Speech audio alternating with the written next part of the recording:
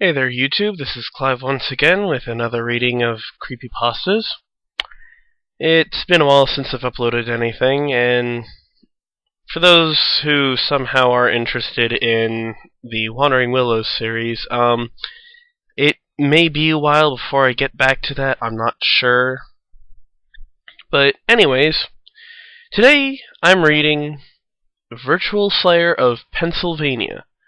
This creepypasta was suggested by a Shaun Johnson from YouTube, obviously. I want to thank him because it's actually a pretty good creepypasta.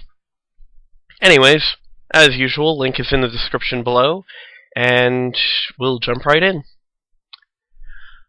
I know that nothing I do will resurrect the nameless victims, nor will I be able to bring the ruthless killer to justice.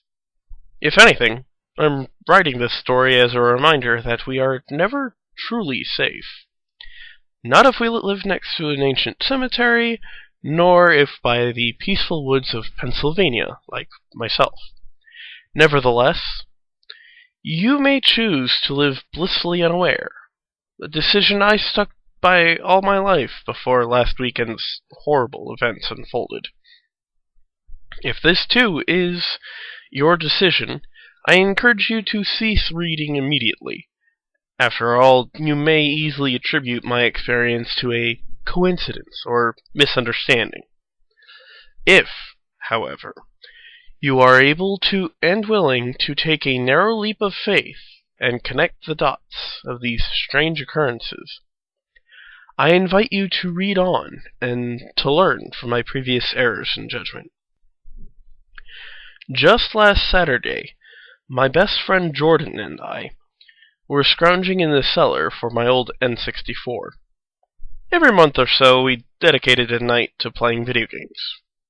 We usually play more modern games, but for whatever reason, our nostalgia strongly urged us to find the old Mario Kart game we often played as kids.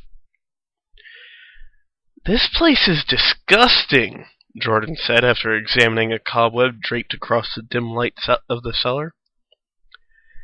"Why would I bother cleaning it? I never even go down here," I responded. He shrugged and began moving the towers of boxes that cluttered the floor. "What's that?" I heard from across the room. "What?" I asked. "This!" Jordan answered, dangling a dusty CD scrawled with an illegible title between his thumb and forefinger. "I don't know, but it's certainly not mine." "Where'd you find that?" I questioned. "It was pushed between the floorboards next to those boxes." "Come on! Let's see what it is," he said. We headed to the office, waited for my sluggish computer to turn on, and loaded the disk. After being prompted by multiple windows, I installed the contents of the CD. A few minutes passed, and a video game popped up on the screen. The game, rendered in a first-person perspective, began in a tiny bedroom with no furniture, save for a blocky bed. "These graphics are horrible," Jordan complained. I nodded in agreement. It was evident that the game was created by an amateur designer. "Why is it so quiet?" I demanded, searching for my headphones. Meanwhile, Jordan was pressing every key on the keyboard, discovering that the arrows and the mouse were the only input. I plugged in my headphones and listened carefully. All I could hear was a quiet ringing sound and the soft footsteps of the character Jordan was controlling. "This is really stupid," he mumbled. "Well, go see what's out on the other side of the door," I commanded. When Jordan approached the door, it opened by itself, revealing the rest of the house. "What the?" I began to say, mesmerized. "What is it?" Jordan asked. Nothing," I lied. Jordan continued to explore the second floor of the house, but no of the doors would open. Giving up, he headed down the steep steps. "Look at this place," I gasped, pointing towards the large living room nestling an old stone fireplace that filled the monitor. "It looks exactly like my house." That's really... And the background noise. It's ringing louder and louder, I interrupted. Jordan shrugged and inched forward. Suddenly, the cellar door flew open from a significantly longer distance this time, inviting him in. We nervously glanced at each other, and Jordan continued down the stairs, shrouded in darkness.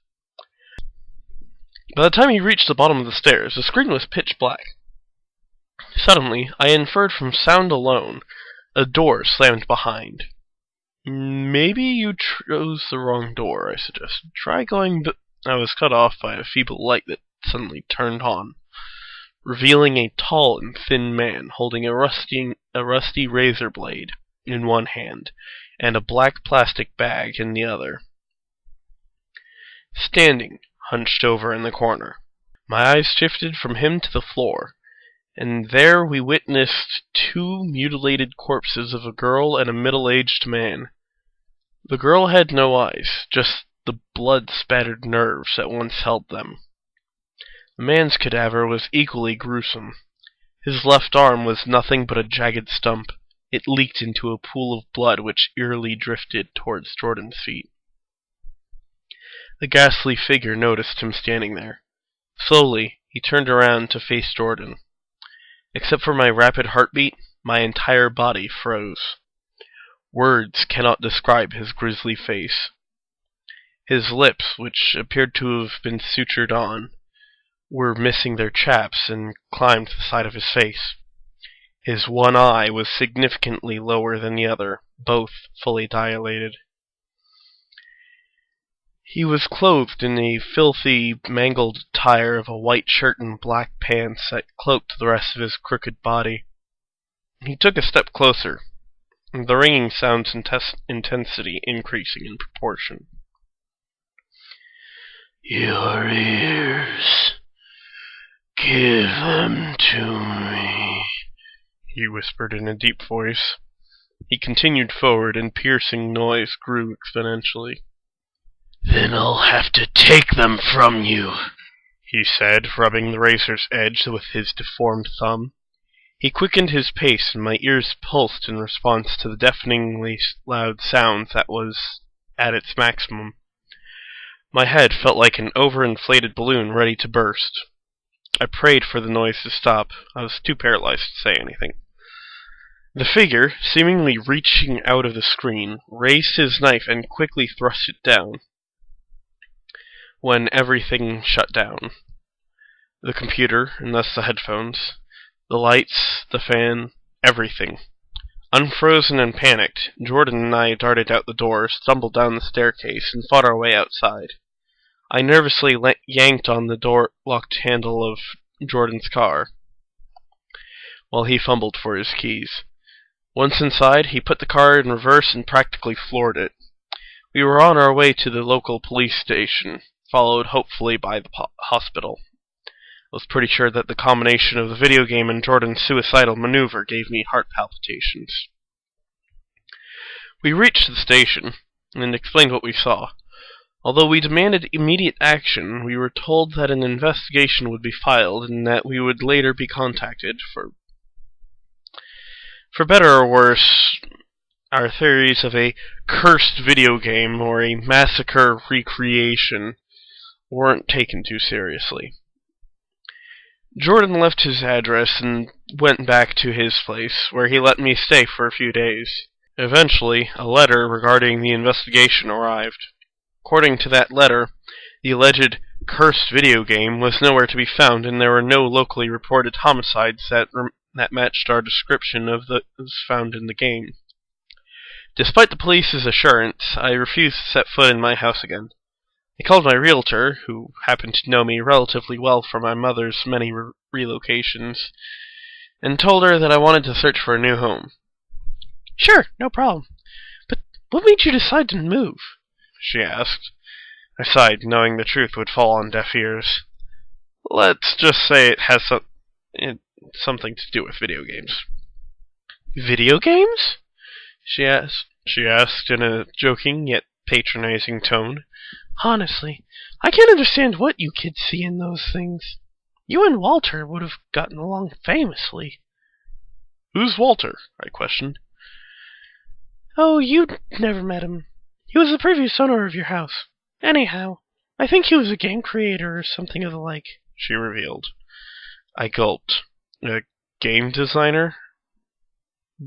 Where is this Walter? This time, my skin crawled when his name escaped my lips. Nobody knows, she said. After his disappearance, the house was deemed abandoned. No, I said in a horrified awe. It can't be. I hung up and quickly searched for missing Walter in my town. The link I clicked appeared to be a transcription of a four-month-old newspaper containing a missing persons section. I skimmed the excerpt while scrolling down until a picture in my peripheral vision immediately caught my attention. I was suddenly trembling uncontrollably, and the familiar ringing, this time coming from within, droned louder than ever before. As I stared at the horrifying and ugly face of Walter Holmes, many features of which resembled the virtual slayer. Once my trepidation quelled, I shut my laptop and, for the first time in my life, felt completely and utterly hopeless. I wanted to help and to be helped, but how could I if no one would believe me? I'm debating whether or not to try to see if some ordinary gamers might read this creepypasta. Reason why is because I'm not sure exactly, considering there is no title of the game, and there's not really any actual gameplay. They may not, Mutahar might not actually read it as one of the haunted gaming creepypastas, but it's a good creepypasta to a degree where I think he might actually at least look into it and possibly read it as one of the separate creepypasta playlists that he has. But once again, thank you, Shaun Johnson, for that wonderful creepypasta suggestion. I know I liked it. And let me know if anyone else out there that's watching or listening to this, let me know if you find a creepypasta that you want me to take a look into and read.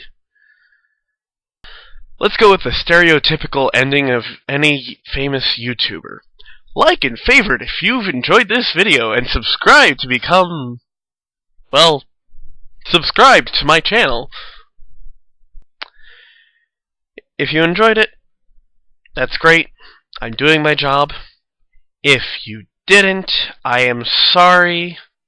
Give me suggestions on what I can do to actually improve. Don't just post, "You should roll over and die," or some other BS like that. Thank you for listening, and have a good one.